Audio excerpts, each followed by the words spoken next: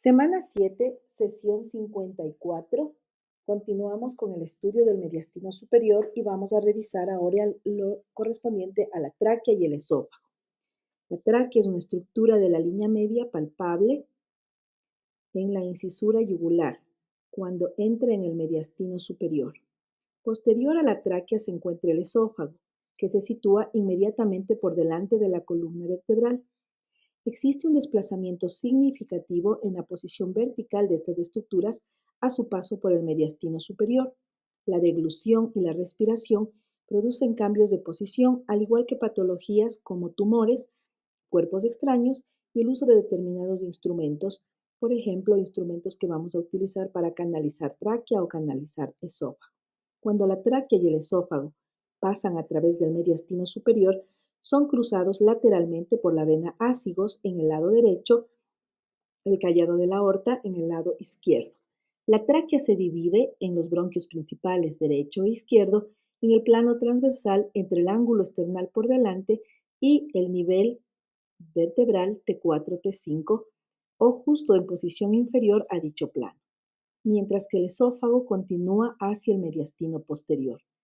Los nervios que se encuentran en el mediastino superior también deben ser reconocidos, como por ejemplo nosotros vamos a tener los nervios vagos. Estos nervios vagos, décimo par craneal, pasan a través de las porciones superior y posterior del mediastino en su camino hacia la cavidad abdominal. Cuando cruzan el tórax, proporcionan inervación parasimpática a las vísceras torácicas y llevan las aferencias viscerales de todas las vísceras torácicas. El nervio vago va a tener aferentes viscerales que transmiten información al sistema nervioso central acerca de los procesos fisiológicos normales y las actividades reflejas de esta área. Hay que tener claro que estas aferencias viscerales del nervio vago no transmiten sensibilidad dolorosa. Vamos a tener un nervio vago derecho que entra en el mediastino superior y se sitúa entre la vena brachiocefálica derecha y el tronco brachiocefálico. Desciende en sentido posterior hacia la tráquea. Cruza su superficie lateral y pasa por detrás del pedículo del pulmón derecho para alcanzar el esófago. Justo antes del esófago es cruzado por el arco de la vena ácigos. Cuando el nervio vago derecho pasa a través del mediastino superior, proporciona ramas para el esófago, el plexo cardíaco y el plexo pulmonar. Nervio vago izquierdo.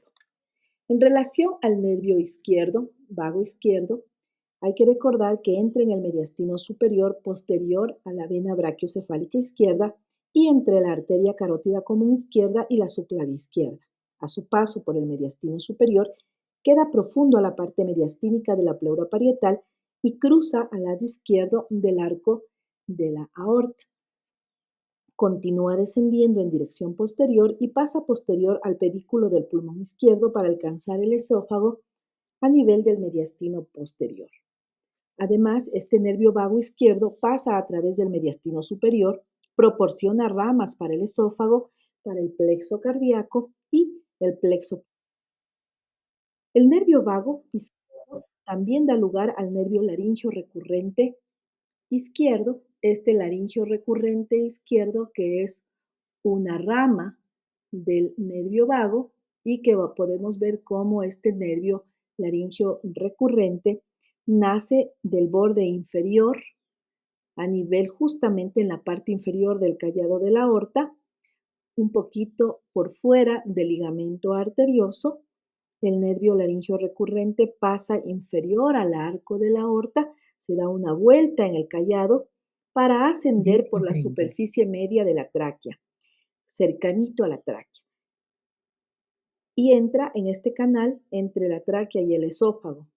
Continúa superiormente para entrar en el cuello y terminar a la altura de la laringe.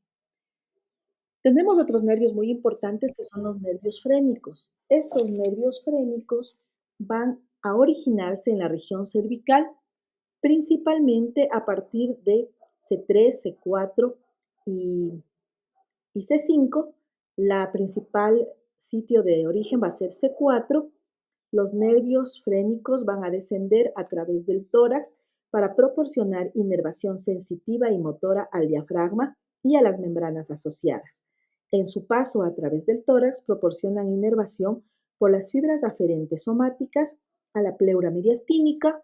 También da con estas fibras aferentes somáticas inervación al pericardio fibroso y a la capa parietal del pericardio seroso. En relación a estos nervios frénicos, es necesario que reconozcamos que los dos nervios frénicos van a tener una relación principalmente y están recorriendo la silueta cardíaca para ingresar al diafragma. El nervio frénico derecho entra en el mediastino superior lateral al nervio vago derecho y también externamente y ligeramente posterior al comienzo de la vena brachiocefálica derecha. Continúa inferiormente a lo largo del lado derecho de esta vena y también al lado derecho de la cava superior.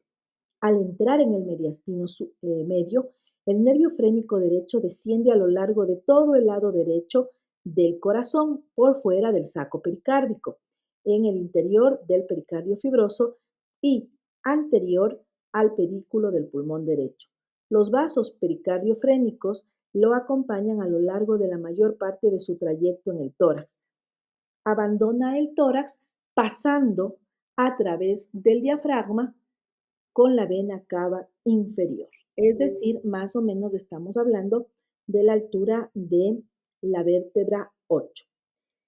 En relación al nervio frénico izquierdo, también entra al mediastino superior en su posición similar a la del frénico derecho, es decir, que ingresa lateral al nervio vago izquierdo, ligeramente posterior a la vena brachiocefálica izquierda, y este frénico está dispuesto para descender a través de la cara lateral izquierda del arco de la aorta, pasando superficialmente al nervio vago izquierdo y a la vena intercostal superior izquierda.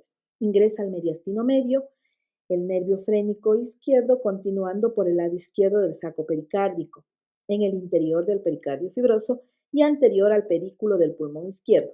Está acompañado por los vasos pericardiofrénicos. Deja el tórax atravesando el diafragma cerca del vértice del corazón.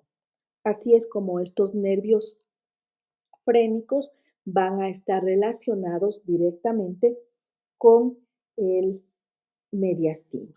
En cuanto al conducto torácico en el mediastino superior, es el mayor vaso linfático del cuerpo y pasa a lo largo de la parte posterior del mediastino superior. A su recorrido entra en el mediastino superior inferiormente, ligeramente a la izquierda de la línea media, habiéndose situado en esta posición justo antes de salir del mediastino posterior a nivel de T4-T5. Continúa a través del mediastino superior, posterior al arco de la aorta y la parte inicial de la arteria subclavia izquierda entre esófago y la parte mediastínica izquierda de la pleura parietal.